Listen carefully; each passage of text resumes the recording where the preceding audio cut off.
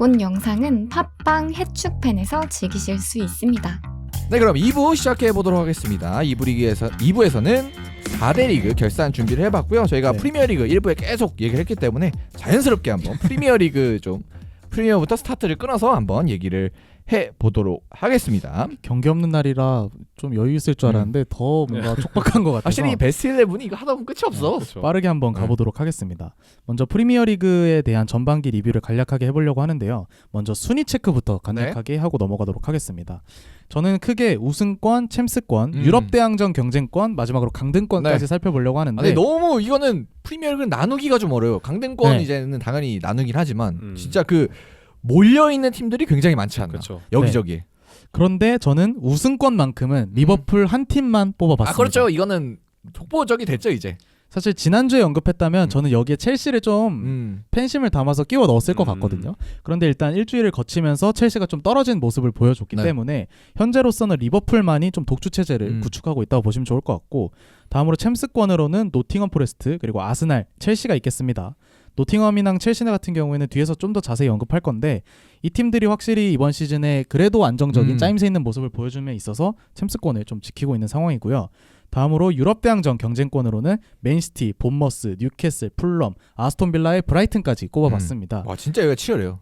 이 뒤까지 놓고 보면은 뭐 토트넘이라던가 브렌트포드, 웨스트햄, 맨유까지도 맨유, 뭐 크게 들어갈 수 있고 이런 팀들이 있는데, 사실 그렇게 하면은 거의 70%가 유럽 대항전 경쟁권이잖아요. 그래서 재밌어요 프리미어리그. 그래서 저는 그래도 브라이튼까지 좀 끊어서 10위까지를 봤습니다. 근데 여기 있는 팀들 다 각자의 사정이 있겠지만 어찌됐든 각자의 스타일대로 좀 시즌을 이끌어오고 있다는 점에서 지금 예상했을 때 어떤 팀이 유로파를 먹을까, 어떤 팀이 좀 컨퍼런스를 먹을까, 이런 것들을 예측하기가 마냥 쉽지는 않은 것 같아요. 마지막으로 강등권으로는 울버햄튼과 레스터시티, 그리고 입스위치와 사우스햄튼이 있습니다.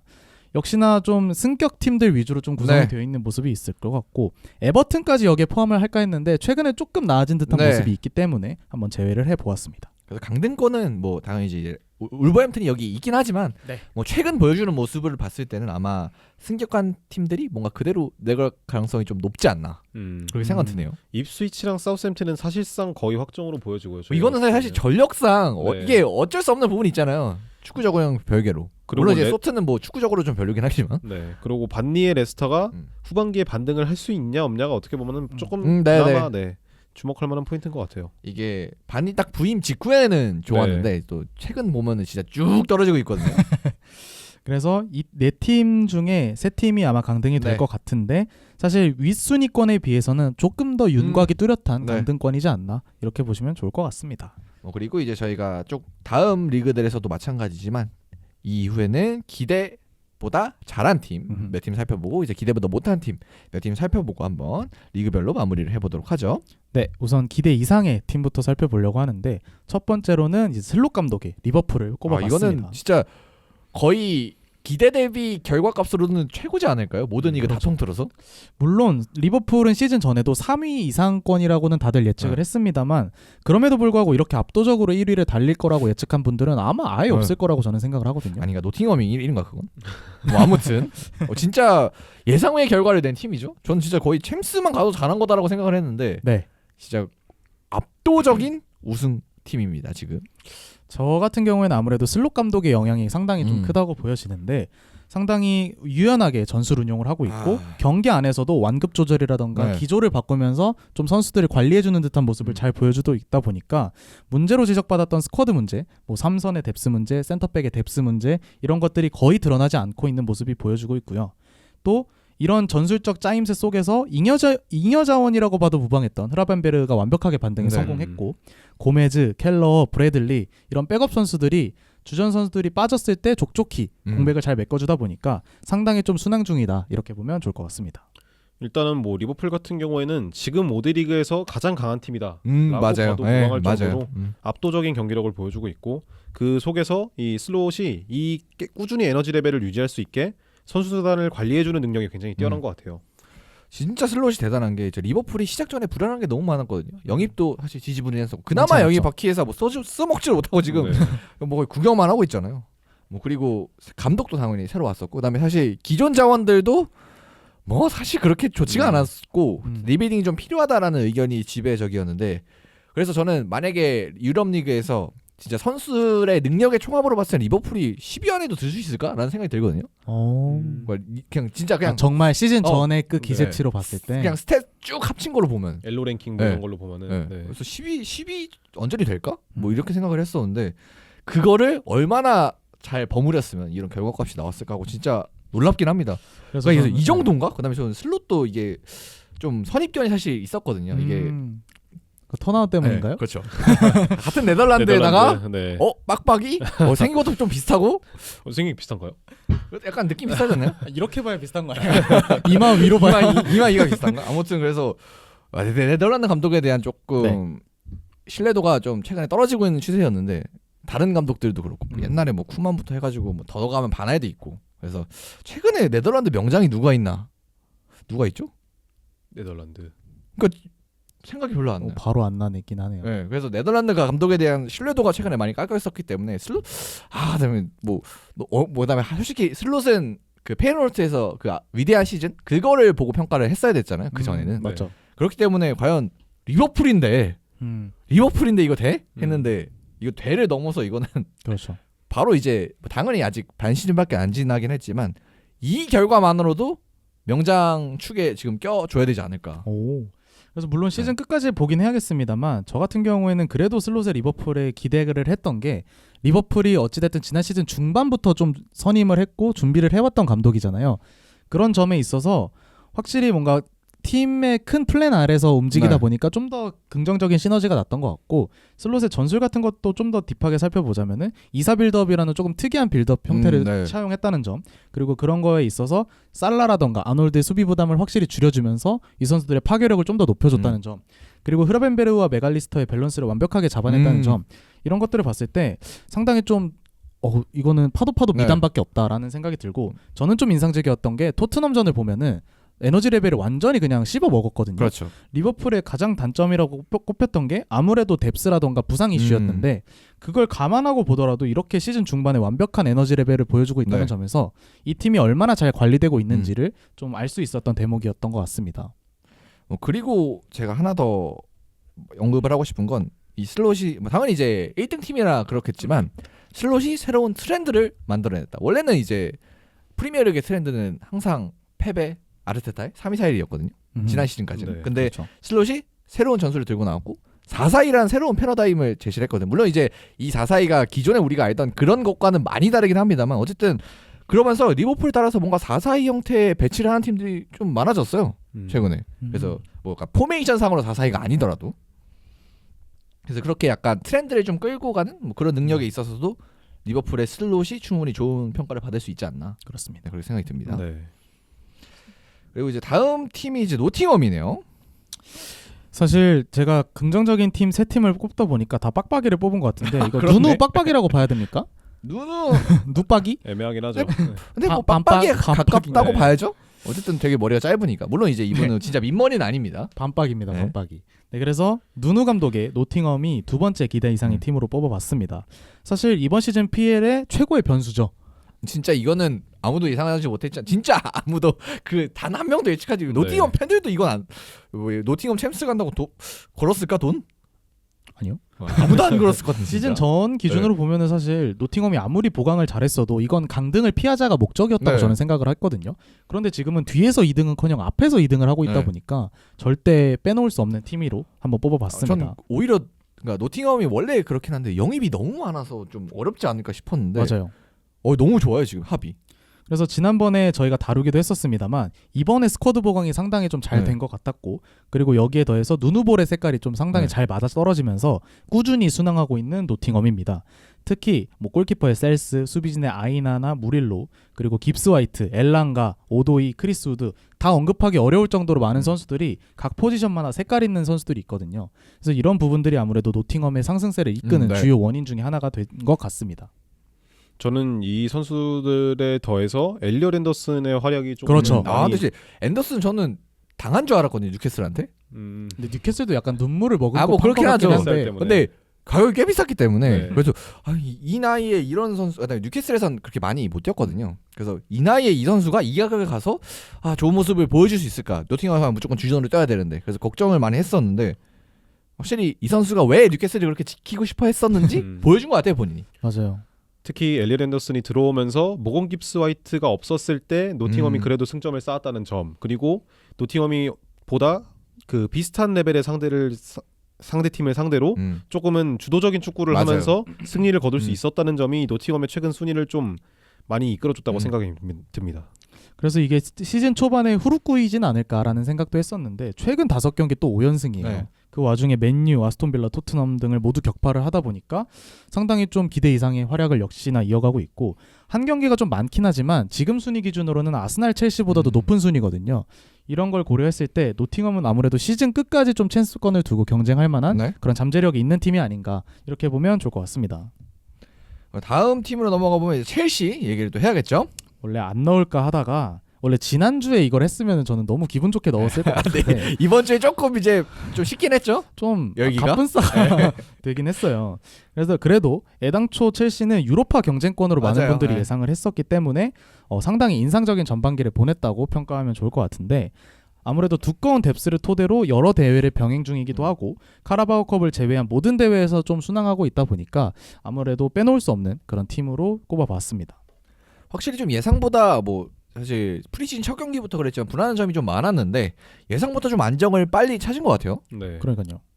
저는 아무래도 11월부터 좀 올라와도 이거는 기다려줄만 하다라는 생각을 하고 시즌에 돌입을 했었는데, 뭐 이거는 설레지 않을 수 없을 정도로 네. 너무나 시즌 초반부터 좋은 모습을 보여주고 있었고, 저는 이 중에서 파머와 카이세도의 활약이 가장 좀 인상적이었다.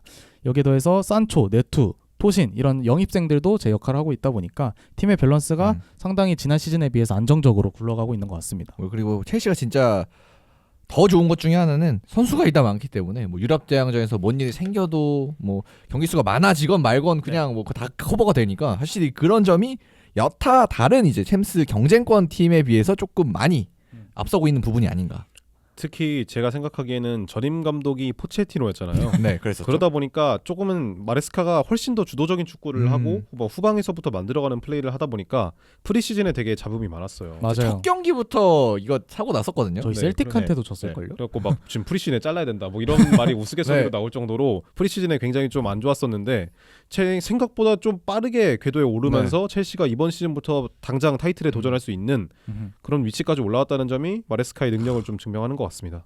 물론 저는 이 시점에서 첼시의 첫 번째 고비가 왔다고 생각을 합니다. 네. 아무래도 이번 주 2경기에서 승점을 1점밖에 네, 못 맞아요. 따내기도 했고 그 과정이 저는 좀 안 좋았다고 생각을 해요. 물론 지금 기세대로면은 챔스권은 안정적일 것 같기는 한데 마레스카의 플랜 A에 대한 상대팀들의 대응책이 조금씩 나오고 그렇죠. 있거든요. 아무래도 내려앉았을 때 이 팀이 뭘 못한다. 최전방이 잭슨이고 운쿠쿠기 때문에 뭔가 박스 안에서 영향력을 보여줄 수 있는 선수들이 부족하다. 이런 점들이 좀 문제로 꼽히고 있고, 저는 지난 플럼점이 좀 당황스러웠던 게 첼시가 올 시즌에 체력 문제를 드러낸 적이 한 번도 없었거든요. 그렇죠. 워낙 로테이션을 많이 돌리니까 여긴. 그런데 이제 박싱데이를 맞이해서 그런지 플럼한테 체력으로 따이더라고요. 이 팀의 장점이었던 공중볼이라던가 지상 경합이 되게 좋았는데 플럼전에서는 뭐 아다마 트라오레를 비롯한 선수들한테 상당히 좀 밀리는 모습을 보여주다 보니까 첼시의 이 고비를, 박싱데이라는 고비를 어떻게 넘기는지가 상당히 좀 중요한 타이밍인 것 같습니다. 저는 좀 아쉽다고 느꼈던 게 저희가 맨 처음에 첼시랑 리버풀 경기를 아마 다뤘을 거예요. 이 팟캐스트로. 그때 제가 언급했던 게 마레스카의 이 교체 타이밍이 좀 아쉽다라는 언급을 했었어요. 근데 지금도 거의 동일한 게 그냥 맨날 보면은 맨날 동일한 시간에 동일한 선수를 넣어요. 맞아요. 그런 부분에 있어서 뭐 제가 계속 언급하는 것 같지만 카사데이나 뭐 아니면 펠릭스나 기우 이런 선수들을 넣어서라도 풀럼의 수비진을 뚫어야 되는 상황이 분명히 있었어요. 근데 이거를 시도하지 않았고 그러다 보니까 후반 막판에 결국에 역전을 허용했었는데 마레스카가 이런 교체, 그러니까 플랜 A 말고 이후에 대응하는 부분에 있어서 조금은 더 발전할 부분이 있다라는 생각이 듭니다. 뭔가 이 감독이 그날 상대팀에 따른 전술 변화는 조금씩 가져가고 있는데 그 경기 안에서 뭐가 안 풀렸을 때 전술 변화가 조금은 딱딱한 것 같거든요. 그러니까 뭐 정해진 대로 하는 것 같아요. 맞아요. 네. 그래서 이날은 내가 이거를 플랜 A라고 생각을 했다면은 교체 카드도 그 플랜 A를 해치지 않는 선에서만 하는 것 같고, 이날 경기로 예를 들면은 네투가 저점이 터졌어요. 네. 정말 체력도 체력이고 계속 허리에 손 얹고 있고 좀 열받을 정도로 못 뛰는 모습을 보여줬는데, 너무 교체 같은 거에 지지부진하기도 했고 오른쪽 풀백이었던 뭐 구스토 같은 경우에도 좀 아쉬운 모습이 있었는데 이 부분에서는 조금 더 과감한 모습을 보여줄 필요가 있지 않나 싶습니다. 맞습니다. 근데 뭐 그런 걸 감안하더라도 뭐 그러니까 감안하고 그다음에 좀 떨어진다고 하더라도 뭐 첼시는 기대보다 더 좋은 성과를 거둔 거니까 뭐 앞으로 마레스카가 얼마나 또 어떤 모습을 보여줄지 좀 주목이 되는 것 같습니다. 뭐 이외로 언급할 팀은 뭐 본머스라던가 풀럼 네. 이런 팀들도 되게 다크호스로 떠오르긴 했는데 이 순위권이 너무 엉겨 맞아, 있어가지고 한 경기 막 하면은 막 한 4-5개씩 올라오고 내려가고 네. 하기 때문에 그래서 뭔가 이 순위권에서 한 팀을 꼽기에는 뭔가 조금은 애매한 부분이 네. 있다고 생각을 해서 이상의 세 팀을 한번 꼽아보았습니다. 그렇습니다. 그럼 이제 기대 이하의 팀으로 넘어가 봐야 되는데 일단은 뭐 맨시티부터 시작해야겠죠. 저는 좀 충격적이라는 말을 몇 번 했는지 모르겠어요. 진짜 충격적이에요. 네, 그러니까요. 그래서 이번 레스터전 승리로 맨시티가 한시름 놓기는 했는데 아직도 리그 5위에 그치고 있고 앞에서 언급했듯이 현재 분위기로는 챔스 경쟁권으로 놓기에도 좀 애매한 상황이거든요. 그래서 이런 맨시티의 부진이 어디까지 이어질지가 조금 귀추가 주목되는 것 같아요. 그러니까 맨시티는 여러 가지가 좀 같이 겹친 것 같아요. 로드리의 부상부터 시작해서. 맞아요.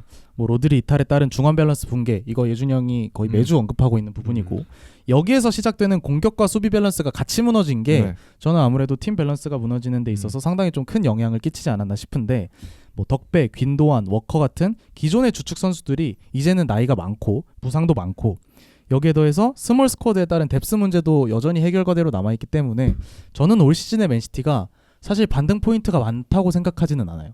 뭔가 이적 시장을 어떻게 보내는지에 따라서 달라질 수는 있겠지만 지금 상황에서 반등 포인트가 많다? 이거는 저는 아니라고 봅니다. 지금은 뭐 돌아올 선수도 이제 없어요.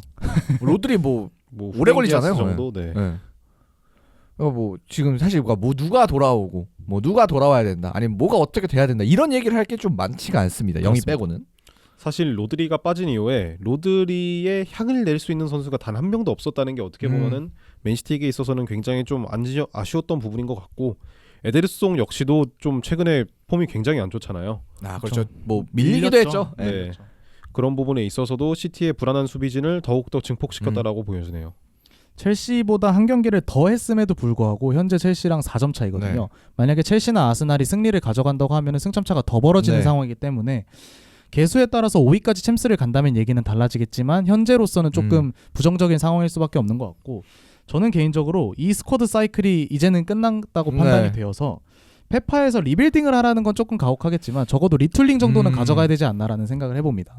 뭐 일단 회비 재계약을 일단 했고 뭐 별일이 없는 한 가야 되기 때문에 또 이 안에서 해결책을 또 찾아야겠죠. 그렇습니다. 다음으로 넘어가면 이제 뭐 토트넘 맨유 사실 진짜 충격적이긴 합니다. 그러니까 앞에 우리가 뭔가 많은 팀들을 언급했잖아요. 뭐 네. 상승권 팀 하면서 그렇게 많은 팀들이 나올 수 있었던 이유가 이제 이 두 팀이 빠져줬기 때문이죠. 그렇죠. 저희가 지금 유럽 대항전 경쟁권이라고 얘기했던 네. 7팀, 6팀 가량에 이 두 팀이 포함이 안 되어 있어요. 그래서 저는 하도 많이 얘기해서 그냥 묶어버렸습니다. 네. 바보 이영재로. 그래서 이제는 감독 문제인지 그냥 그 정도 팀이 돼버린 건지 모르겠는 두 팀인데요. 현재 토트넘이 리그 11위 승점 24점이고 와, 맨유가 승점 22점으로 14위? 리그 14위입니다. 와 14등? 이게 뭐 옛날에는 이제 뭐 지난 시즌만 해도 뭐 더보리그 1위다 이런 걸로 조롱을 많이 맨유 당했었는데 더보기 리그 4등이야. 그러니까 이게 잘못하면 조금 더 내려가면 강등권이에요. 그렇죠. 물론 이제 강등 승점 차이가 많이 나가지고 그럴 일이야 이제 없겠습니다만 확실히 좀 많이 떨어지긴 했어요. 뭐 토트넘 얘기부터 먼저 짧게 해보자면은 사실 매주 언급 중이죠. 그냥 똑같아요 문제는. 제가 좀 특히 그런 것 같은데 저는 포스테코글로 감독이 싫어요. 네. 저는 너무 그냥 한계가 명확한 감독이라고 생각이 들어서 언제 자르나라는 생각이 있는데 현재 구단은 계속 믿어준다고 하죠. 네. 그럼에도 불구하고 최근 리그 3경기 1무 2패를 기록 중인 감독을 언제까지 믿어야 하나라는 생각이 들고 솔직히 조만간이지 않을까요? 모르겠어요. 만약에 이렇게 되면 예를 들어 지금 울버햄튼 강등권인데 무승부를 또 기록을 했고 물론 이제 당연히 이 리그컵이라는 게 굉장히 큰 변수가 되겠지만 근데 되겠어요? 리버풀인데? 그렇죠. 네. 그래서 만약에 그거까지 안 된다고 치면은 계속해서 이런 성적이 유지가 되면은 이거는 진짜 뭐 어쩔 수가 없지 않나 뭐 믿어주고 싶어도 믿어줄 수가 없지 않을까. 그렇죠. 한계도 한계인데 네. 너무 계속 일관적이잖아요. 그러니까 문제가 되는 거 안 바꾸니까 그게 좀 약간 석을 나가게 하지 않나. 만약에 포스테코글로가 이번 시즌 쭉 남는다면 제가 볼 땐 11명 다 햄스트링 잡을 것 같아요. 이번에도 우도기가 잡았죠. 네. 그러니까 물론 이제 부상이 뭐 꼭 전술 때문이다라고 단정 지을 수는 없겠습니다만 이렇게 많이 그러니까 다치면은 그러니까 원래 이 선수들이 원래 인저리 프론이다 다 그런 건 또 아니잖아요. 그럼요. 네. 이게 근데 부상 앞서 언급했듯이 부상이 전술 때문이라고 말할 수는 없지만 동일한 부위를 계속해서 다치잖아요. 모든 선수들이. 네. 그러면은 그거는 아무래도 네. 원인이 있지 않을까. 그렇죠. 그리고 뭐 감독의 역할이라 하면 사실 전술적인 퀄리티도 당연히 중요하겠습니다만 저는 슬롯의 장점에서 언급드렸던 그런 스쿼드 관리, 운영 이런 것도 되게 중요하다고 생각이 드는데 포스테코글루는 현재 선수들의 줄부상이라던가 폼 저하 이런 것들을 전혀 컨트롤하지 못하고 있어요. 특히 수비진 같은 경우에는 이번에 또 우도기가 나간 만큼 정말 누가 뛰어야 될지도 잘 생각이 안 나거든요. 레길론이 뛰었어. 그래서 그 정도로 지금 팀 상황이 개판이기 때문에 사실 토트넘을 언급 안 할래 안 할 수가 없었습니다. 네, 다음으로 맨유인데 맨유는 사실 시즌 중에 테나를 날리는 결정을 단행했죠. 토트넘보다 한 수 나았다고 볼 수도 있을 것 같은데 순위는 오히려 더 낮습니다. 신입 감독 아모림이 분위기를 전혀 수습하지 못하고 있고 아모림 부임 후 공식전 성적은 10경기 4승 1무 5패입니다. 근데 저는 맨유는 약간 토트넘과 다른 점이 있는 게 선수가 아모림 전술에 너무 안 맞아도 너무 안 맞아. 이게 그 제가 물론 이제 그렇게 생각할 수 있겠죠. 야 선수가 이런데 아모림 그런 전술 쓰면 어떡해 그렇죠. 라고 할 수는 있겠지만 근데 어쨌든 간극은 좀 심하긴 합니다. 선수와 전술 간에. 제가 1부에서 네. 마즈라위 언급을 하면서 했었던 네. 것 같은데 맨유의 코어라고 볼 수 있는 자원들이 지금 다 아모림의 전술이랑 안 맞아요. 더리우트도 그렇고 뭐 마즈라위도 그렇고 미드필더에서 코어라고 볼 수 있는 게 뭐 코비 마이누? 호비 마이누도 안 맞죠. 그렇죠. 저도 그리고 브루노도 안 맞다고 생각을 해요. 크게 그 그렇죠. 예. 아모림의 전술에 대해서 그런 부분에 있어서 아모림을 선임한 것 자체가 보드진이 이 정도는 감수를 했어야 됐다고 생각을 해요. 그러니까 약간 예견된 결과다. 네, 아모림이 뭐 갑자기 여기서 백포 쓰면서 뭐 분위기 전환하고 이러진 않았을 거란 말이에요. 네, 당연히 그렇죠. 오만은 자기가 쓰고 있는 이 백스리를 기반한 전술을 썼을 텐데 이걸 고려 안 하고 아모림을 선임을 했는데 이렇게 못했다고 만약에 경질을 한다? 이거는 진짜 말이 안 되죠. 말이 안 되죠. 말이 안 되는 아모림을 거라고 자를 게 생각합니다. 아니야 지금. 네. 선수단을 좀 많이 바꿔야 되고 그렇기 때문에 뭐 맨유 같은 경우는 이제 뭐 누가 나간다더라, 누가 들어온다더라 이런 얘기가 좀 많이 지금 나오고 있죠. 근데 사실 그게 제일 암울한 부분인 것 같기도 해요. 돈을 얼마를 썼는데 아직도 지금 맞는 선수가 하나도 없다 이런 얘기가 나오고 있고. 그냥 다른 것보다 그냥 윙백이 없는 게 너무 큰 것 같아요. 그렇죠. 음. 지금 달로가 계속 나오는 것도 지금 스쿼드의 실태가 아닌가. 그래서 아모림은 사실 이번 시즌을 놓고 평가하기에는 조금 무리가 있는 네. 부분이 있습니다만 당장의 성적이 사실 14위고 지금 다른 대회들도 다 떨어졌거나 간당간당 하잖아요. 이런 것들을 보았을 때는 긍정적인 평가를 절대 내릴 수는 없는 상황입니다. 그렇죠. 지금 이 정도까지 와서 얘기하는 거지만 이럴 바에는 차라리 반일을 남은 시즌 보내고 아모림과 함께 새로운 이적 시장으로 그렇죠. 하는 게 어땠을까라는 생각이 들 정도로 이제 그거는 이제 스포티팀도 할 말이 많겠죠. 네. 나가고 나서 진짜 나락을 갔다가 이제 겨우 감독 바뀌고 이제 반전인데. 뭐 그러고 네. 있기 때문에 사실 서로에게 있어서 뭔가 그게 더 좋았을 것 같다는 생각이 들고요. 루즈인가요? 그렇습니다. 그래서 토트넘과 맨유, 바보 이영재까지 언급을 네. 해봤고 마지막 좀 기대 이하 팀으로 저는 웨스트햄을 한번 뽑아봤습니다. 뭐 최근에 살짝 반등하긴 했어요. 그렇죠. 근데 웨스트햄 같은 경우에도 시즌 전 기대치가 워낙 높았기 때문에 이적 시장에서 킬먼, 서머빌, 피크루크, 귀도 로드리게스, 토디보, 완비사카, 솔레르 정말 이름만 들어도 다 알만한 선수들을 많이 영입을 했어요. 그래서 많은 기대를 받았던 웨스트햄이었는데 하지만 감독이었던 로페테기가 기대 이하의 모습을 보여주었고 현재 한 경기를 더하고도 13위에 그쳐있다는 점은 사실 상당히 아쉬운 부분인 것 같죠. 이렇게 영입 잘해봤자 감독이 로페teg이면 네가 근데 루베테기가 과연 이제 이 정도였나? 그러니까 그런 또 생각도 들고 왜냐면은 그래도 중위권 팀에서는 어느 정도 능력을 보여 유로파리그 우승했었고 어느 정도는 그러지 진짜 어느 정도는 했었는데 그러니까 이렇게 떨어지는 거 보면 확실히 이가 뭔가 흐름 현대 축구의 흐름 이런 거를 못 따라가면은 얼마나 빨리 도태될 수 있는지 좀 잘 보여주는 케이스가 아닌가. 네. 그냥 하고 그냥 지는 것 같아요 여기는 축구를. 웨스트햄 같은 경우에는 지금 공수 밸런스가 상당히 좀 안 맞는 듯한 모습이 있어요. 사실 스쿼드만 놓고 봤을 때는 뭔가 다 탁탁탁 돌아가야 되는 듯한 느낌이 있는데 경기당 득점은 1.2득점으로 리그 14위고 경기당 실점은 1.8실점으로 리그 17위입니다. 이게 전혀 좀 팀 밸런스가 안 맞는 듯한 모습을 보여주다 보니까 로페테기 감독이 스쿼드 운영이라던가 전술 운영에 있어서 뭔가 비판을 피할 수 없는 상황이고 정말 모든 면에서 부진한 듯한 모습을 보여주고 있는 데다가 오늘 또 새벽에 리버풀한테 개발렸어요. 근데 뭐 이건 뭐 어쩔 수 없는 부분이 있긴 합니다만. 그래서 뭔가 최근 그래도 꾸역꾸역 무승부하면서 승점 쌓았던 그런 분위기가 한순간에 또 무너지는 듯한 그런 흐름이 이어지게 되었습니다. 그래서 아마 다음 이제 날아갈 사람이 누구냐 하면은 이분도 이제 순위권 안에 있겠죠. 그렇죠. 네. 로페테기도 뭐 돈 쓴 거를 감안을 해야 되기 때문에 아마 좀 간당간당한 파리 목숨이지 않을까라는 생각도 해봅니다. 네. 그렇게 이렇게 잉글랜드 프리미어리그 쭉 살펴봤고요. 다음 리그 한번 넘어가 보겠습니다. 다음에는 이제 분데스리가 세리아부터 하시죠. 세리아부터 네. 할까요? 네. 네. 세리아부터 한번 들어가 보겠습니다. 일단 뭐 시간이 없다 보니까 좀 빠르게 하도록 하겠습니다. 세리아 같은 경우에는 일단은 이번 시즌이 조금 혼돈의 시기이기도 해요. 감독이 많이 바뀌기도 했고 전반적으로 이 지난 두 시즌과 다르게 압도적인 강자가 네. 없어요. 지난 시즌에는 나폴리가 되게 압도적으로 김민재와 함께 우승을 했었고 그리고 지지난 시즌이죠. 그리고 지난 시즌에는 인테르가 되게 압도적인 네, 모습을 그렇죠. 보이면서 초장부터 되게 이 팀이 우승하겠구나 이런 느낌이 있었는데 이런 팀이 없다 보니까 조금은 되게 전국 시대가 펼쳐진 것 같은 느낌이 들거든요.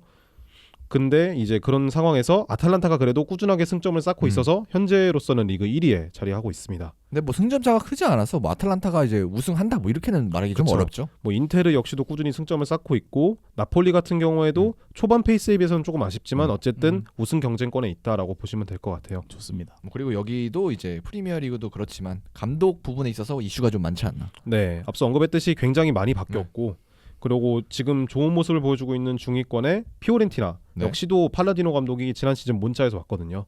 그리고 뭐 볼로냐도 초반에 어쨌든 못다가 나가고 이탈리아노가 선임이 되면서 여러 감독들이 바뀌었다라고 보시면 될 것 같습니다. 그래서 이제 좋은 모습을 보여준 팀 두 팀을 짚고 넘어가면 될 것 같은데요. 첫 번째는 당연히 아탈란타입니다. 진짜 득점력이 어마어마해요, 진짜. 네.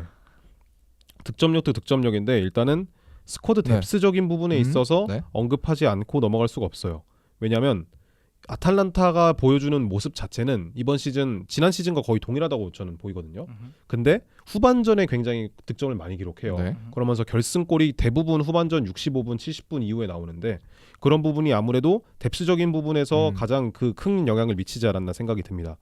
이번에 유로파리그 우승을 하면서 챔피언스리그에 진출했잖아요. 그러면서 아탈란타의 이적 시장 기조가 어떻게 보면은 많은 뎁스를 좀 유지하자였어요. 가스페리니 감독의 이 플레이 스타일 자체가 아무래도 에너지 레벨을 많이 소비하기도 하고 그런 부분에 있어서 챔피언스리그까지 병행하다 보니까 좀 많은 뎁스를 채우자였는데 그런 상황 속에서 사마르지치, 벨라노바, 레테기 같은 리그급의 리그에서 수위권인 선수 그러고 이제 뎁스를 채울 만한 코수누나 콰드라도, 차니올로 같은 선수들을 영입을 하면서 후반전에 이 선수들이 조금은 체력적인 우위를 통해서 들어옴으로써 좀 긍정적인 모습들이 많이 나오거든요.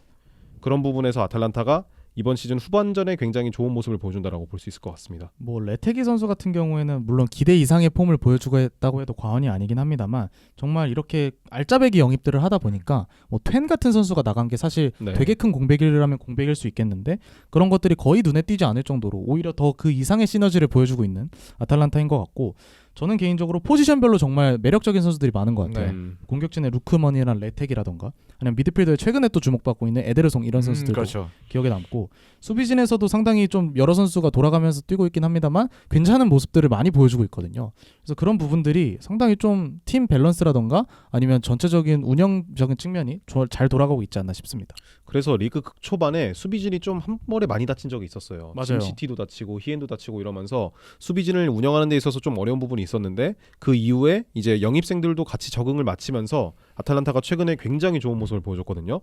가장 최근 경기에 라치오랑 비기긴 했는데 리그에서 11연승을 달리는 정도로 굉장히 좋은 모습을 보였다라고 볼 수 있을 것 같습니다.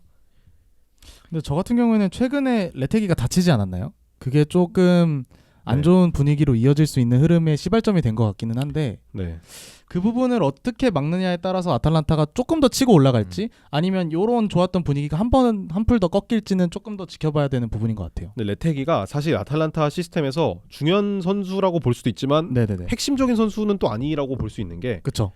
빅클럽이랑 할 때는 레테기가 선발로 안 나옵니다. 레테기가 안 나오고 대신에 파샬리치가 나오거든요. 파샬리치도 근데 첼시 출신이네. 어쨌든 활동량이 굉장히 많습니다. 파샬리치가. 그래서 상대 중원과의 힘싸움을 위해서 이 기동력이 좋은 파샬리치를 넣어서 굉장히 좀 혼란을 가동하거든요. 근데 반대로 이제 상대적인 약팀이라고 볼 수 있는 팀들과의 경기에서는 오히려 이제 득점력이 좋은 레테기를 통해서 이 제공권이나 이런 부분에서 오히려 점하죠. 코너솔에게 코너처럼 됐는데 이제 쿼드라도도 첼시 출신이긴 합니다. 뭐 어쨌든 이 아탈란타 같은 경우는 되게 재밌는 축구. 뭐 당연히 원래 그랬습니다만 그 축구의 좀 완성도가 좀 많이 올라간 것 같고 그다음에 물론 이제 루크몬 같은 경우 빠지면 진짜 큰 타격이 있겠지만 어쨌든 그래도 좀 누가 빠져도 누가 커버하는 뭐 그런 좀 능력이 좀 많이 올라갔기 때문에 그런 부분에 있어서 좀 순위권 경쟁하는데 좀 우위에 있지 않나 싶어요. 마지막으로 뭐 많은 곳에서 언급했지만 가스페리니의 영향력이 너무나 완벽한 팀이라고 봐도 무방하기 글쎄, 때문에 현대 이렇게 오래 하기가 쉽지 않죠? 아탈란타의 네. 왕이죠. 그렇죠. 그래서 이 감독 하에서는 뭔가 이 팀이 조금 흔들리더라도 뭔가 빠르게 밸런스를 잡을 수 있는 듯한 믿음도 지금 팀 안에 충분히 공유하고 있는 것 같아서 시즌 끝까지 좀 기대가 되는 팀이 네. 아닐까 싶습니다.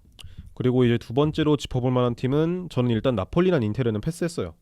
패스하고 라치오를 꼽아봤습니다. 라치오 역시도 이번 시즌에 감독이 바뀌었거든요. 원래 베로나에서 코칭을 하던 바로니 감독이 부임을 했어요. 근데 사실 바로니가 왔을 때 그렇게 기대를 하는 사람은 없었습니다. 네. 아무래도 베로나가 뭐 그렇게 인상적인 모습은 보지 그렇죠. 못하기도 했고 라치오가 이번 시즌에 이적 시장을 통해서 핵심 자원들이 좀 나갔었거든요. 임모빌레라든지 아니면은 루이스 알베르토 아니면 또뭐 그런 선수들이 나가다 보니까 이번 시즌은 살짝 리빌딩 과정인가 보다 이런 식의 좀 얘기가 많았는데 그 이상의 모습을 보여주고 있습니다. 이 팀의 핵심이라고 할 수 있는 거는 로벨라와 귀행두지 이루어지는 중원 조합이라고 볼 수 있겠는데요. 이 로벨라가 굉장히 많이 뛰고 수비력도 좋습니다.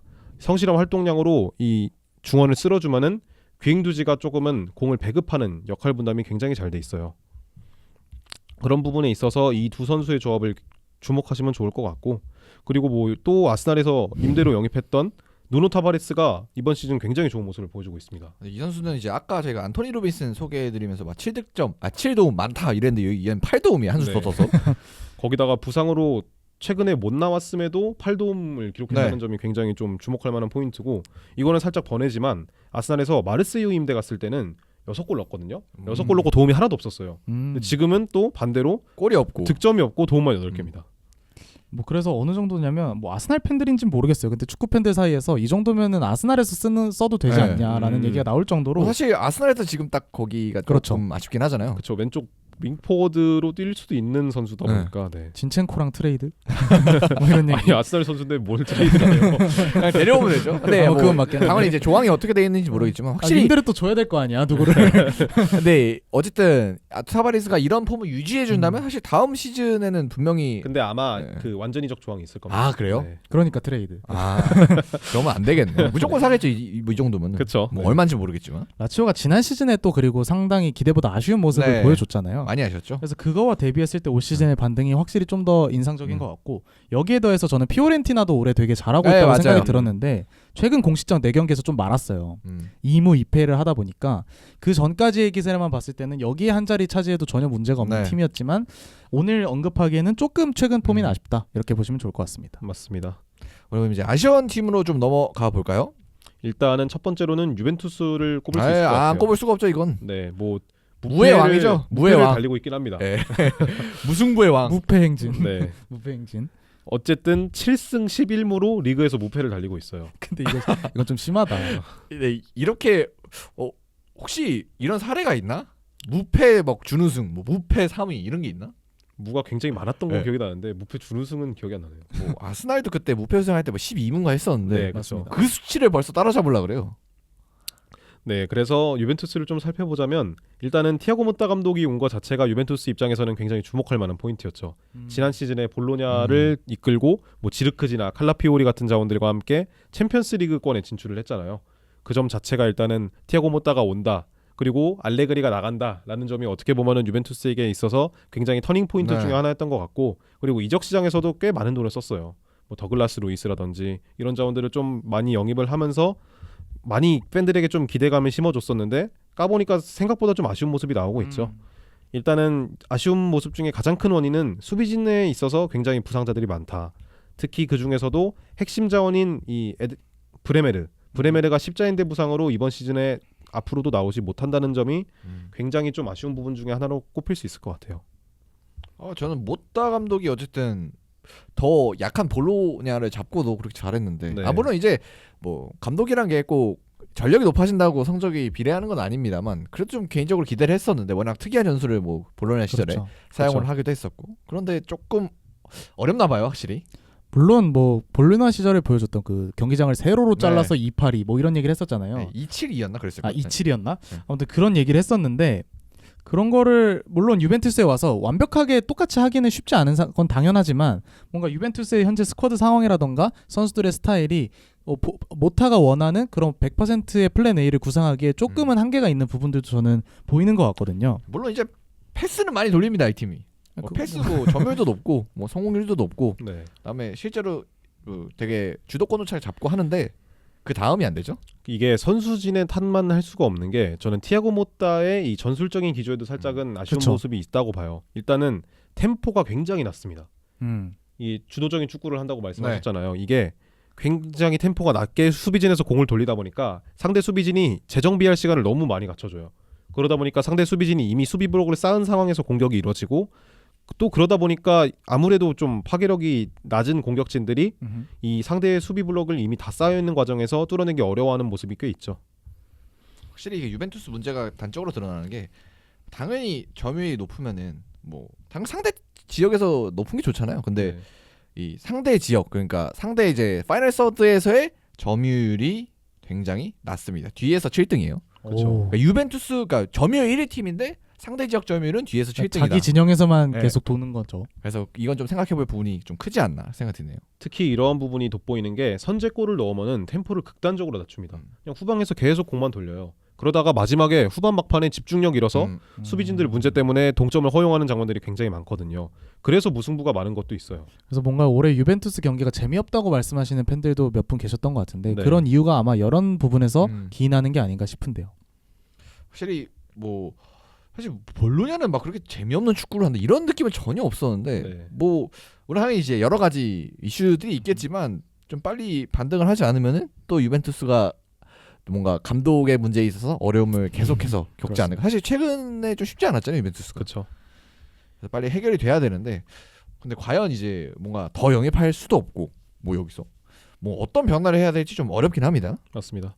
다음으로 넘어가면 AC 밀란인데요. AC 밀란 같은 경우에는 처음에 폰세카가 왔을 때부터 사실 좀 반신반의하는 그러니까 팬들이 왜 많았어요. 이 사람이냐 라는 얘기가 많았죠. 피올리를 내보내는 것까진 맞는데 피올리를 대체할 감독으로 폰세카 이런 반응들이 많았는데 결국에는 촬영인 기준으로 오늘 로마랑 비기고 나서 경질을 당했습니다.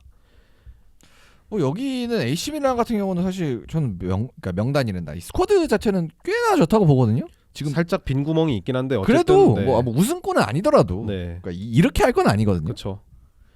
그리고 진도 되게 살려볼 만한 자원도 많고. 네, 저는 좀 결정적으로 보였던 게 그 레앙이랑 테오랑 한번 기싸움을 한 적이 있어요. 그렇죠. 폰세카 감독이.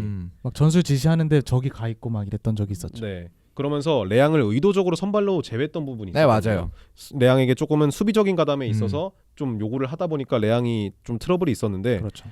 그 부분에서 졌어요. 어떻게 보면은 폰세카가. 근데 레앙 어떻게 안 씁니까? 네. AC 밀란에 레앙을 빼고 축구가 되나?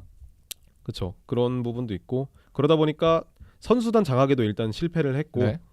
그러면서 그 아쉬운 수비 전술 역시도 조금은 많이 질타를 받았고 그런 부분에서 결국에는 언제 잘리냐는 말들이 굉장히 많았어요. 결국에 오늘 잘린 게 그렇게 크게 이상하지는 않다라는 생각입니다. 그럼 후임 감독에 대한 얘기도 좀 있는 건가요? 일단은 가장 유력한 거는 콘세이상인 것 같아요.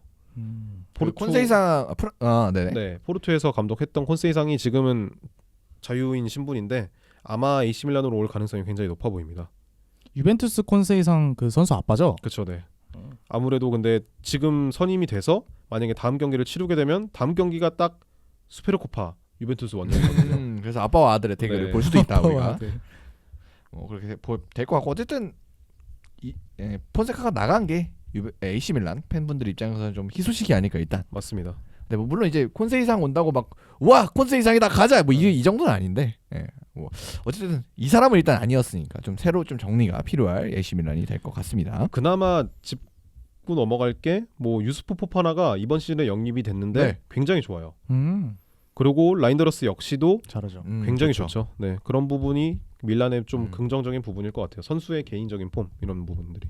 그렇습니다. 자 그럼 이렇게 세리에 마무리를 해봤고요. 이제 다음 이제 라리가 정리해 보겠습니다. 좀 빠르게 가보죠. 네, 라리가 같은 경우에는 사실 제가 볼 때는 양극화가 된 것 같아요. 네. 순위를 보더라도 한 12위와 아래 좀 차이가 좀 확실히 있어 보이긴 합니다. 확실히 셀러리 캡을 비롯한 그런 라리가 사무국 측의 좀 운영 같은 것들이 뭔가 이런 리그의 질 저하라고 해야 되나요? 그런 것들을 조금 야기한 것 같아서 제가 정보를 찾으면서도 조금은 아쉬운 부분들이 있었던 것 같은데 빠르게 순위부터 한번 체크해 보자면 우승권으로는 이제 라리가 3강, AT 마드리드, 레알 마드리드 그리고 바르셀로나까지 꼽아보았고요.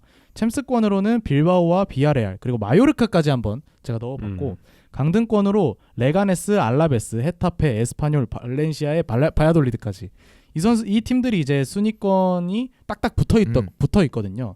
그래서 이런 것만 놓고 봐도 강등권이 많다는 거는 사실 그만큼 확 약한 팀들이 많은 네. 거잖아요. 이런 것처럼 라리가의 좀 양극화가 아무래도 팬들 입장에서는 좀 아쉬운 부분이 아닐까 이렇게 보면 좋을 것 같습니다. 그렇습니다. 확실히 리그적인 재미가 최근에 좀 많이 떨어지는 게 눈으로 좀 체감이 되고 있습니다. 그래서 저희 같은 경우에도 사실 라리가가 원래 되게 재밌는 리그였잖아요. 네. 근데 최근에는 뭐 아틀레티코 대 바르셀로나, 뭐 엘클라시코 이런 경기들만 좀 한번 주의 깊게 볼 정도로 사실 다른 경기들에 대한 주목도가 네, 많이 이전에 떨어져요. 비해서 많이 떨어진 것 같아요. 그렇습니다. 그럼 이제 똑같이 기대 이상 팀부터 살펴보겠습니다. 네, 먼저 AT 마드리드를 한번 뽑아봤는데 사실 저는 시메오네와 AT의 이별 타이밍이 완전히 어긋났다고 판단을 했었거든요. 그런데 AT 마드리드는 이번 시즌 다시 한번 반등에 성공하면서 현재 1위를 질주하고 있습니다. 특히 최근 공식전 12연승을 달리고 있고 모든 대회에서 순항 중이라는 점이 긍정적인 것 같습니다. 저희가 지난주에 바르셀로나와의 경기를 한번 리뷰하기도 했던 만큼 AT를 한 번 더 꼽아보았습니다. 일단은 뭐 아틀레티코 마드리드 같은 경우에는 이번 시즌 수비 라인이 보다 높은 위치로 올라갔어요. 네. 그러면서 보다 주도적인 축구를 한다는 부분에 있어서 아틀레티코 마드리드와 시메오네가 한 단계 더 발전했다고 볼 수 있을 것 같아요. 맞아요. 기존에 좋았던 4-4-2 두 줄 수비를 고집한다기보다는 뭔가 적재적소적으로 전방 압박을 한다던가 아니면 자신들이 주도권 축구를 하려는 듯한 그런 모습을 보여주기도 하면서 자신들이 이제 실리적인 운영에 더불어서 주도하는 운영 이게 번갈아가면서 가능하다. 네. 이런 것들을 한 번 더 증명했던 것 같고 이 과정에서 뭐 르노르망, 알바레즈, 쇠롤로트, 갤러거, 랑글레 이런 선수들이 정말 이 올해의 전술에 맞는 그렇게 적재적소에서 활약하고 있다는 점도 충분히 이 팀의 상승세에 기여하고 있는 것 같습니다. 확실히 뭐 잘 나가고 있고 물론 이제 뭐 뒤에 팀들과의 격차가 막 엄청 크진 않기 그렇죠. 때문에 충분히 이제 뒤집힐 수도 있습니다만 확실히 최근 몇 년에 비해서는 아틀레티코가 압도적으로 좀 좋은 모습을 보여주고 있는 건 사실인 것 같습니다. 그리고 이거는 제가 모든 경기를 팔로우해서 그런 건지는 그러지 않아서 그래서 왜인지는 모르겠는데 부상이 없어요. 사실 시메오네 스타일이 되게 많은 에너지 레벨을 요구했던 타이밍도 있었잖아요. 네. 그래서 어떻게 보면은 주전 선수들이 되게 많이 부상에 빠져 있었던 그런 타이밍도 있었는데 올 시즌 같은 경우에는 최근 바르사전에서도 알레티는 결정자가 없었거든요. 네. 이런 걸 놓고 보면은 부상자가 적은 것도 올 시즌 스쿼드 운영에 도움이 되는 부분이 아닌가 싶습니다. 이게 아무래도 그 앞서 언급했던 상승세를 이끌었을 때 베스트 11이 구성된 지가 얼마 안 돼서 그런 점이 좀 큰 것 같아요. 뭐 그래서 뭐 알레티가 시간 순으로 이제 선수들을 쭉 스탯 사이트에서 보면은 다들 뭐 비슷비슷해요. 뭐 네. 700분, 뭐 700분에서 1000분 이 정도의 선수들이 많이 배치돼 있고 물론 이제 주전 선수들이 최근에 정해지긴 했지만 그래도 선수들이 균등하게 아직까지는 시간을 좀 분배 받았던 게 좀 역할이 크지 않았나. 뭐 하비갈란이나 아니면 뭐 디에고 시메오네 같은 경우가 그런 줄리아노 시메오네죠. 네. 줄리아노 시메오네 같은 경우가 그런 케이스일 것 같아요. 맞습니다. 그래서 AT를 한번 뽑아봤고 다음 상승세 팀으로는 빌바오를 꼽아봤습니다. 사실 빌바오 같은 경우에는 원래도 다크호스로 꼽히는 팀이지만 올해는 우승권 3팀 바로 뒤에 붙어 있다 보니까 절대 빼놓을 수 없는 팀으로 거듭났습니다. 현재 순위로 보면은 바르셀로나와 승점 2점에 불과한 4위에 위치하고 있는 만큼 빌바오 같은 경우에도 올 시즌 라리가의 상승세에 한 축을 담당하고 있습니다. 뭐 일단은 여기 같은 경우는 제약이 걸려 있는 팀임에도 불구하고 특이한 팀이죠. 이 정도 전력을 갖추고 이 정도 순위를 그냥 뽑아내고 있다는 것만 해도 물론 이제 아직까지 뭐 챔스를 나가거나 뭐 또 트로피를 따거나 뭐 이 정도가 결정된 건 아닙니다만 그래도 지금 있는 순위를 유지만 한다면 굉장히 좋은 평가를 받지 그렇죠. 않을까. 네. 뭐 조금은 아쉬운 부분이라고 하면은 아무래도 득점력을 그나마 뽑을 수 있을 것 같아요. 아무래도 경쟁팀들이 압도적인 득점력을 보여주다 보니까 1.5득점이라는 득점력이 결코 낮은 건 아닙니다만 다소 아쉬운 부분이라고 할 수 있을 것 같은데 그래도 수비력이 리그 4위 0.97점밖에 허용하지 않고 있기 때문에 상당히 공수 밸런스가 좋은 팀이라고 볼 수 있을 것 같고 이 중심에는 빌바오 레전드라고 이제는 할 수 있는 발베르데 감독의 스쿼드 운용 역시 상승세에 기여하고 있는 부분이 아닌가 싶습니다. 이번 시즌의 이슈라고 한다면 우나이 시몬이 유로 이후에 좀 장기 부상을 당하면서 전반기에 거의 출전하지 못했었거든요. 네네. 그런 과정에서 율렌이 어쨌든 간에 후보 골키퍼임에도 불구하고 마치 리버풀의 켈러처럼 굉장히 좋은 모습을 보여주면서 빈자리를 메운 점이 굉장히 크게 작용했던 것 같아요. 결국은 그 니코 윌리엄스를 지키기도 했었고 네. 말씀해주신 것처럼 자체적으로 좀 영입 제한을 걸어버린 팀이잖아요. 근데 그럼에도 불구하고 이렇게 3강 바로 뒤에서 위협할 수 있는 성적을 보여준다는 것은 충분히 기대 이상 팀으로 보아도 무방하다고 판단했습니다. 자, 그러면 이제 넘어가서 기대 이하 팀들 한번 살펴보죠. 먼저 이거 제가 소신 픽으로 뽑은 거긴 한데 네. 레알 마드리드를 저는 한번 선정을 해봤습니다. 사실, 확실히 네. 기대는 뭐 하늘에 찔렀죠 이번에. 기대면 뭐 트래블이었지. 네. 그래서 은바페 영입으로 레알 마드리드가 시즌 전에 엄청난 관심을 모았으나 생각보다 부진한 전반기를 보냈다고 볼 수 있습니다. 그래서 거의 이번 시즌 임바페를 위해서 약간 지난 시즌 뭐 이렇게 몇 년 동안 좀 모아온 원기옥을 좀 모아온 느낌이 있었는데 이제 그래서 원기옥 딱 터지고 이제 선수들도 뭐 젊게 잘 구성됐고 뭐 어쩌고 저쩌고 해서 이번 시즌 이제 뭐 날아오르나 했지만 이제 은바페를 중심으로 해서 좀 여러 가지 좀 이슈가 많았죠. 맞아요. 사실 기대를 모았던 비니시우스, 은바페, 호드리구, 비으모 라인은 부상 등으로 인해서 치른 경기의 3분의 1 정도밖에 함께 뛰지 못했어요. 이게 아마 총 24경기 중에 8경기였나? 네. 이 정도였던 것 같은데 그 정도로 좀 뭔가 스쿼드 운영이 원활하지 않았고 크로스나 호셀루 등이 떠난 빈자리를 제대로 메우지 못했다는 것도 스쿼드 밸런스가 무너지는 원인 중에 하나라고 뽑을 수 있습니다. 뭐 그리고 뭐 더해서 부상적인 이슈도 좀 있었고요. 네, 저는 여기서 안첼로티 감독의 조금 아쉬운 점을 꼽고 싶은데 뭔가 전술 운영이라던가 아니면 유망주들을 기용함에 있어서 조금은 보수적인 모습을 보여줘요. 네. 그래서 이런 스쿼드 운영이 원활하지 않을 때 조금은 플랜 B를 운영할 필요도 있어 보이는데 선수 운영이나 전술적인 운영에 있어서 조금은 보수적이다 보니까 레알 팬들도 올 시즌의 안첼로티에 있어서는 조금 비판적인 네. 시선이 있는 것 같더라고요. 특히 수비진의 부상이 많았음에도 그리고 라울 아센시오가 나와서 굉장히 좋은 모습을 맞아요. 보였음에도 추아메니 센터백을 고집한 점은 조금 아쉬운 부분이죠. 그래서 제가 여기 오면서 그 김형준님 리뷰를 잠깐 네. 봤거든요. 그랬더니 올 시즌 레알 마드리드 그 포백의 베스트 라인업은 왼쪽에 카마빈가 그리고 리디거와 추아멘이 오른쪽에 발베르데다. 이 정도 말할 정도로 레알의 올 시즌 전반기의 수비진이 상당히 좀 억가를 많이 당했다. 이렇게 보면 좋을 것 같습니다. 물론 이제 은바페도 최근에는 좀 살아나고 있고, 그럼요. 뭐 그리고 부상 선수들이 뭐 몇 명 좀 돌아온다면은 뭐 더 나아질 뭐 가능성은 좀 남아 있죠. 그리고 뭐 세비야전의 가장 최근 경기였는데 2실점 하긴 했습니다만 경기력적인 측면에서는 충분히 우상향하고 있다는 네. 모습을 보여줬고 은바페도 최근 연속골을 넣으면서 충분히 상승세라는 것은 부정할 수 없기 때문에 반등의 여진이 있어 보이고 현재 상황이 안 좋다 하더라도 알레티랑 1점밖에 차이가 안 나요. 네. 현재 리그 2위를 마크하고 있기 때문에 저희가 마냥 비판하기도 조금은 애매한 상황이긴 합니다. 특히 그리고 최근에 추아멘이 말고 발베르데랑 카마빈가가 후방을 받쳐주고 벨링엄이 보다 공격적인 측면에 집중을 하면서 벨링엄의 경기력이 굉장히 좀 많이 살아났거든요. 그런 부분에 있어서도 레알 마드리드가 후반기 분명히 반등할 측면이 있다라고 보여집니다. 레알은 뭐 그냥 왜 좋았는지 네. 모를 게 좋아지는 타이밍이 여러 번 있었잖아요. 저희가 그런 기적을 여러 번 봤기 때문에. 뭐 그리고 아직까지도 뭐 모든 리그에서 당연히 반등할 수 있는 가능성이 남아 있기 때문에 그쵸. 모든 부분에 있어서 뭐 사실 이렇게 중간에 불안하지만 시즌 끝나고는 뭐 레알 마드리드 역시 레알 마드리드 그렇죠. 할 수도 있는 거죠. 그래서 시즌 끝났을 때 어떤 모습을 보여줄지 네. 지켜보면 좋을 것 같고 다음 팀으로는 지로나를 뽑아봤습니다. 지난 시즌 지로나가 3위를 기록하면서 라리가 화제의 중심이었거든요.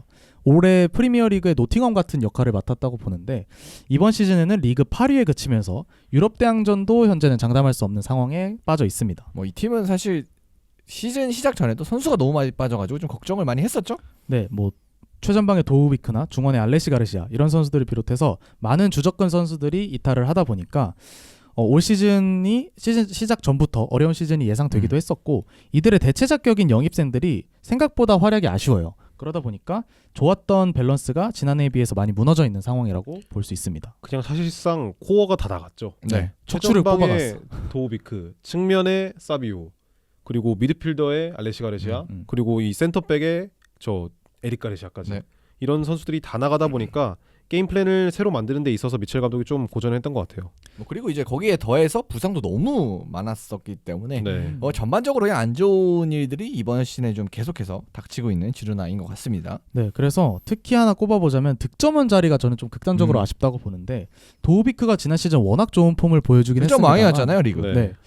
올해 득점원을 보면은 스투아니 선수가 지금 팀 내 최다 득점이거든요. 이런 것만 보더라도 사실 팀의 스쿼드가 얼마나 좀 당혹스러운 상황인지 음. 알 수 있는 대목이지 않을까 해서 한번 언급해 보았습니다. 사실 대체격으로 왔던 아벨 루이스가 연령별 대표팀에서 좋은 모습을 보여주긴 했는데 결국에는 성인 무대에서 보여준 게 없거든요. 네, 사실상. 뭐 도비크랑 아벨로이스랑 비교하면 너무 실례죠, 그건 도비크한테. 아벨 루이스가 어쨌든 3골밖에 득점하지 못하고 있다는 점이 지로나의 가장 큰 원인으로 보여지네요. 그래서 미첼 감독이 여전히 있기 때문에 이 팀이 시즌 끝에 어느 위치에 있을지는 아직 장담하기는 어렵습니다만 확실히 스쿼드의 약해진 점을 이겨내지는 못하고 있다. 네. 이렇게 보면 좋을 것 같습니다.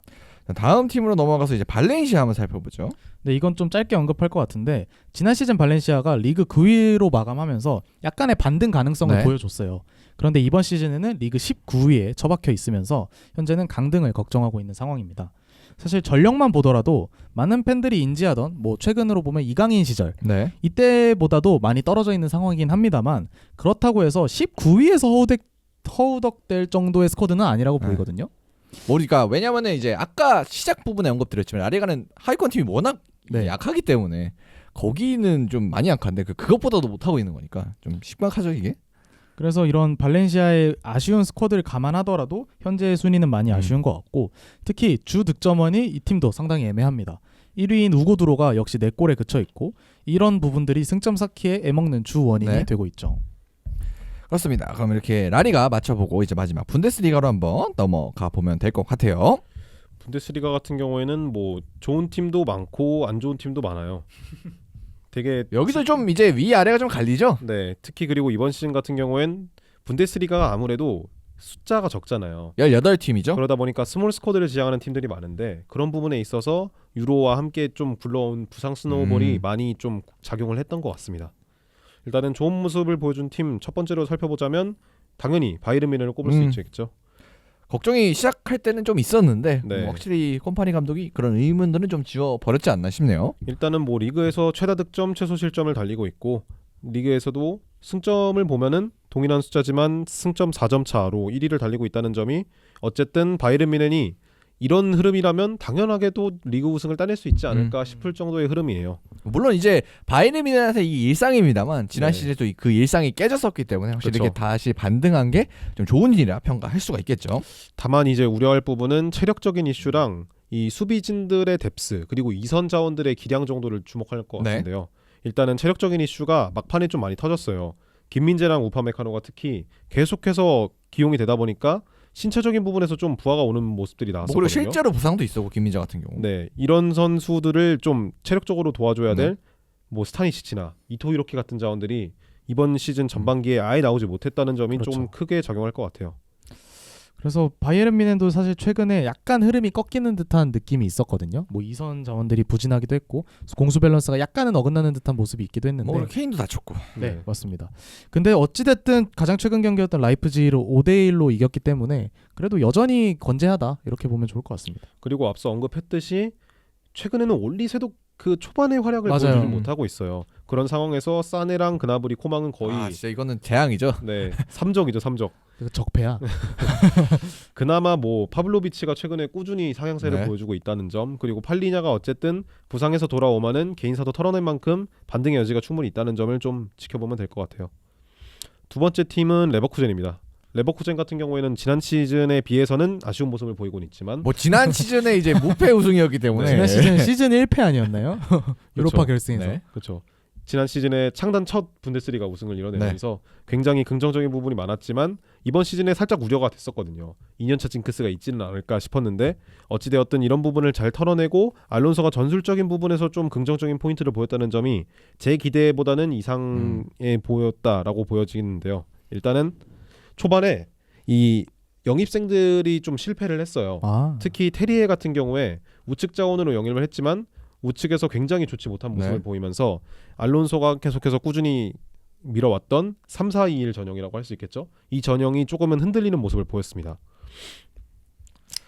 일단 뭐 레버쿠젠 같은 경우는 뭐 이번 시즌에 물론 이제 그 역사적으로 이어오던 무패 뭐 기록이 깨지기도 했고 뭐 네. 약간 이제 등락이 있긴 했지만 그래도 다시 뭐 궤도에 올라왔다는 게 좀 다행이지 않을까 싶어요. 그렇죠. 특히 이게 이 앞서 언급했던 3-4-1 구조가 깨지면서 3-5-2 그러니까 3미들을 채용하면서 조금은 분위기가 반전된 듯한 모습이 나오거든요. 이러면서 챔피언스 리그에서도 좋은 성적을 거두고 있고 리그에서도 바이언에게 약간 뒤처진 2등을 달리고 있다는 점이 이 반등 이후에 꾸준히 드러나고 있습니다. 뭔가 레버쿠젠이 약간 아쉬울 때도 마냥 못한다기보다는 그 한 끗이 모자라서 비기고 이런 경기들이 좀 있었던 것 같거든요. 네. 근데 제가 보기에는 지금 최근 8연승 정도로 이상을 기록하고 있는 것 같아가지고 네. 이런 흐름을 계속 이어진다면 어찌됐든 이번 시즌도 바이언의 가장 큰 대항마는 레버쿠젠이지 않을까. 이게 그 8연승을 기록한 게 이 3미들로의 전환으로부터 이루어진 네. 거거든요.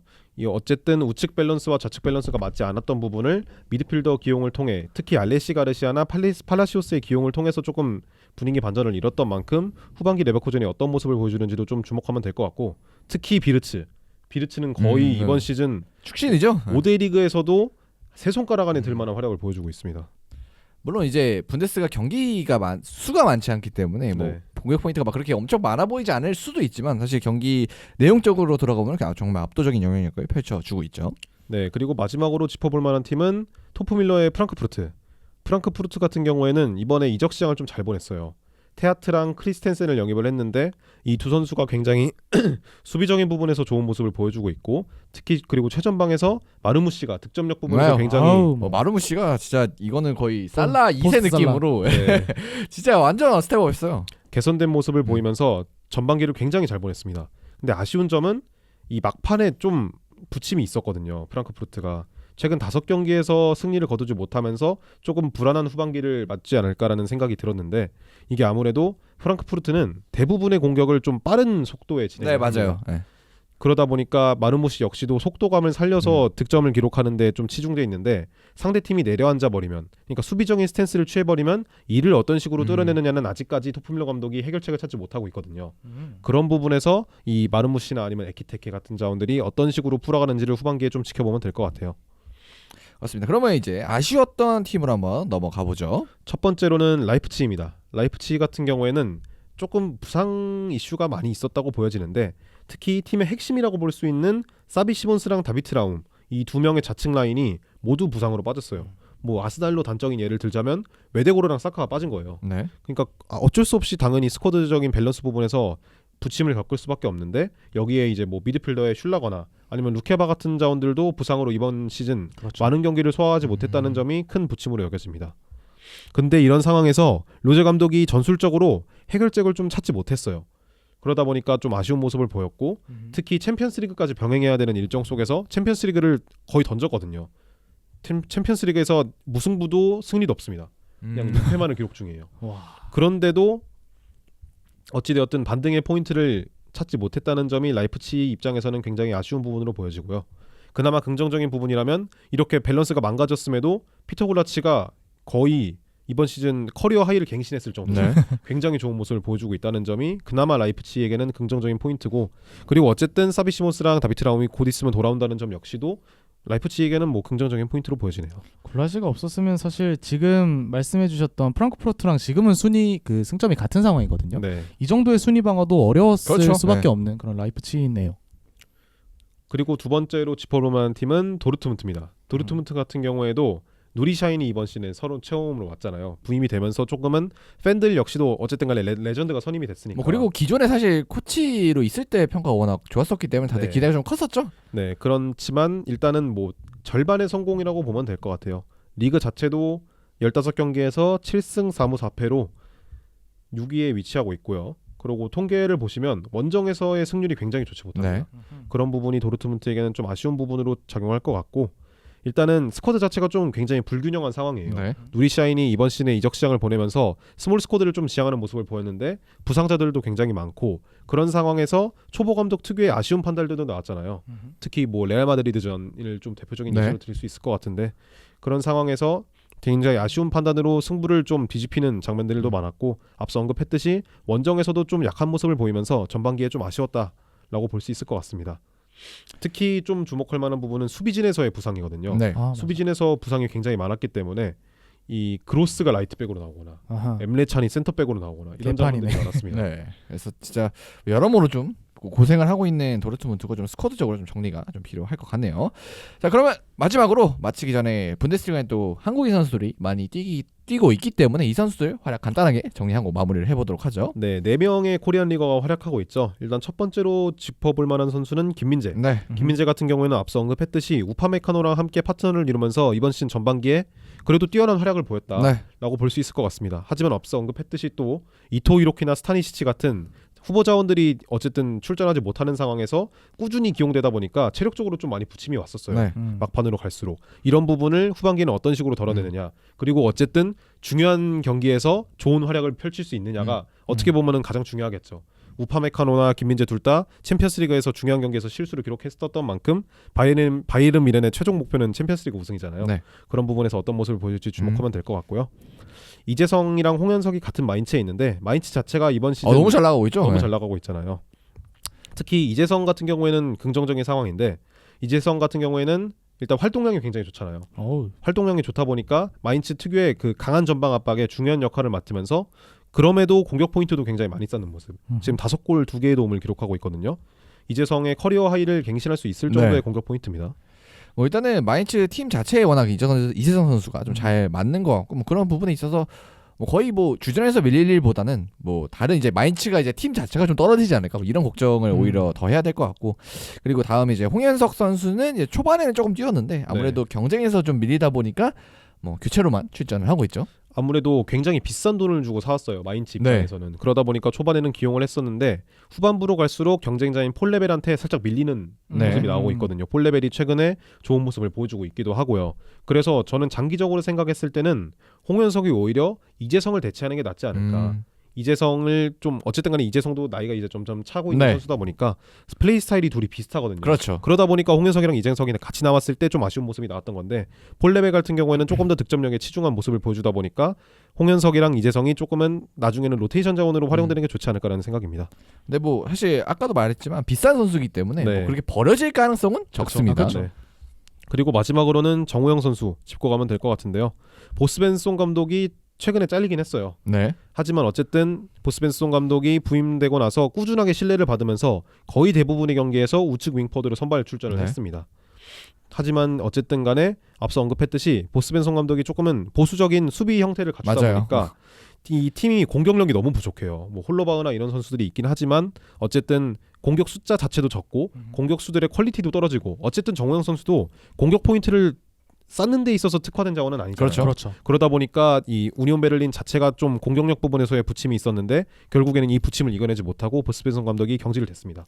그래서 이제 경질이 됐기 때문에 뭔가 일말의 걱정은 좀 들긴 하네요. 그렇죠. 새로운 감독이 와서 새로운 시스템을 구축을 한다면 정우영 선수가 과연 그 플랜의 핵심이 될지는 아직은 의문인 상황이다 보니까요. 게다가 뭐 심각한 건 아닙니다만 최근에는 좀 부상으로 빠져 있는 상황이잖아요. 네. 근데 자기가 없는 상황에서 이제 감독이 바뀌고 그 자리에 새로운 선수가 한 번이라도 더 기회를 받는다면은 그게 선수 입장에서는 상당히 좀 심리적으로도 영향을 타격이죠. 끼칠 수 있을 것 같아가지고 이 부분을 어떻게 타개해 나갈지도 후반기에 좀 관전 포인트가 되지 않을까 싶은데요. 네, 이 정도로 짚어보면 될 것 같네요. 네, 그렇습니다. 자, 그러면 분데스리가까지 쭉 한번 살펴봤고요.